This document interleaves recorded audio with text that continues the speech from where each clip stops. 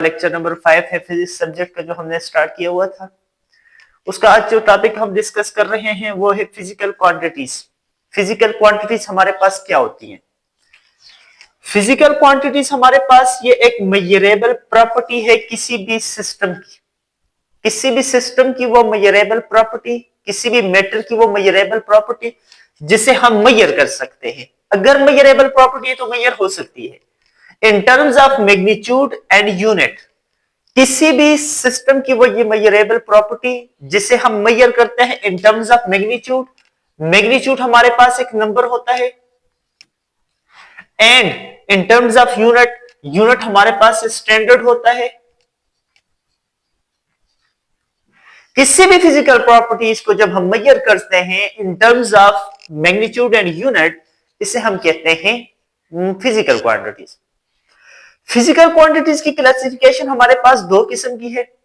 एक है ओरिजिन्स और डिपेंडेंस, यानी इसको ओरिजिन कहां पे आए या डिपेंड किस पे कर रही है, और दूसरी इन टर्म्स ऑफ डायरेक्शन और नेचर ऑफ क्वांटिटी। सबसे पहले हम ओरिजिन और डिपेंडेंस पे जाते हैं तो ये हमारे पास बेस फिजिकल क्वांटिटीज और डिराइव फिजिकल क्वांटिटीज आ जाती हैं। बेस फिजिकल क्वांटिटीज हमारे पास इंडिपेंडेंट फिजिकल क्वांटिटीज कहलाई जाती हैं, जबकि हमारे पास डिराइव क्वांटिटीज हमारे पास डिपेंडेंट फिजिकल क्वांटिटीज कहलाई जाती हैं। ये डिपेंड करती हैं किस पे? बेस फिजिकल क्वांटिटीज पे। अब हमारे पास बेस फिजिकल क्वांटिटीज जो है ये हमारे पास फंडामेंटल फिजिकल क्वांटिटीज हैं, जबकि हमारे पास डिराइव फिजिकल क्वांटिटीज हैं ये सेकेंडरी हैं। सेकेंडरी किस वजह से है? ये कि डिपेंड कर रही है बेस फिजिकल क्वांटिटीज के ऊपर। ये हमारे पास बेस फिजिकल क्वांटिटीज हमारे पास फिक्स्ड एंड लिमिटेड हैं, यानी ये साथ ही है, ये फिक्स्ड है, इससे ज्यादा ये कम नहीं हो सकती। जबकि हमारे पास derived physical quantities unlimited in number है। जब हम इन फिजिकल क्वांटिटीज को डिवाइड करते हैं या मल्टीप्लाई करते हैं तो हमारे पास डिफरेंट किस्म की डिराइव्ड फिजिकल क्वांटिटीज आ जाती हैं। अब ये बिल्डिंग प्लांट फिजिकल प्रॉपर्टीज भी कहलाई जाती हैं, यानी base physical quantities are known as building block physical quantities. जबकि हमारे पास डिराइव्ड फिजिकल क्वांटिटीज को हम वेरीफाई करने के लिए इक्वेशंस को वेरीफाई करने के लिए यूज करते हैं। कोई भी इक्वेशन को हम वेरीफाई करना चाहते हैं तो हम किसे यूज करेंगे? डिराइव्ड फिजिकल क्वांटिटीज को। अब हमारे पास बेस फिजिकल क्वांटिटीज जो होती हैं ये हमारे पास सिंपल होती हैं, बिल्कुल सिंपल है, 7 नंबर है, हमें पता है, और बिल्कुल सिंपल है।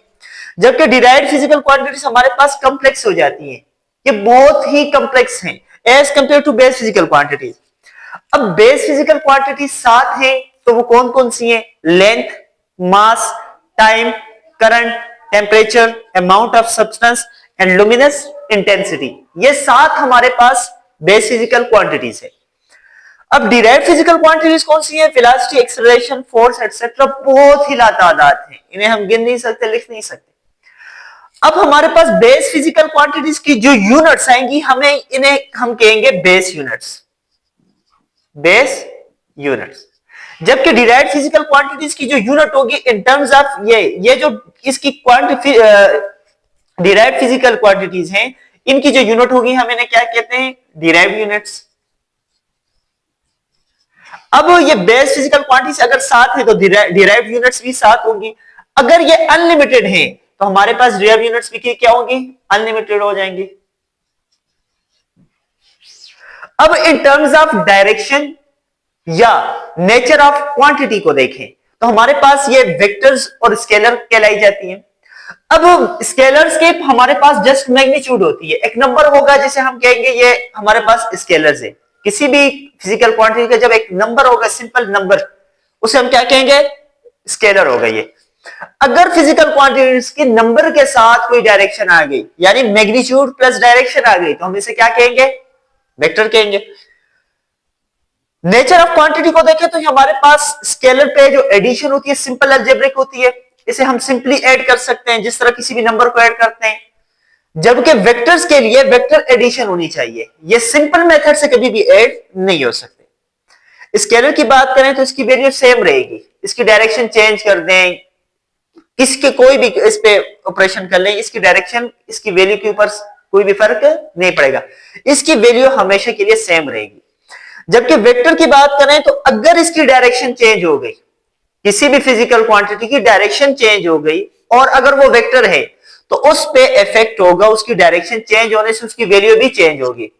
अगर वो +5 था, उसकी मैग्नीट्यूड +5 न्यूटन थी, अगर डायरेक्शन चेंज हो गई तो ये -5 न्यूटन हो जाएगी। ठीक है, अब हमारे पास स्केलर जो होते हैं ये बेसिक फिजिकल क्वांटिटीज भी हो सकती हैं, जो बेस फिजिकल क्वांटिटीज है, डिराइव्ड फिजिकल क्वांटिटीज भी हो सकती हैं, जबकि वेक्टर्स हमारे पास हमेशा के लिए क्या होंगे, डिराइव्ड फिजिकल क्वांटिटीज ही होंगी। अब स्केलर की बात करें तो हमारे पास लेंथ, मास एटसेट्रा आ गए, जबकि वेक्टर्स में हमारे पास फोर्स, एक्सेलरेशन, वेलोसिटी ये चीजें आ जाती हैं।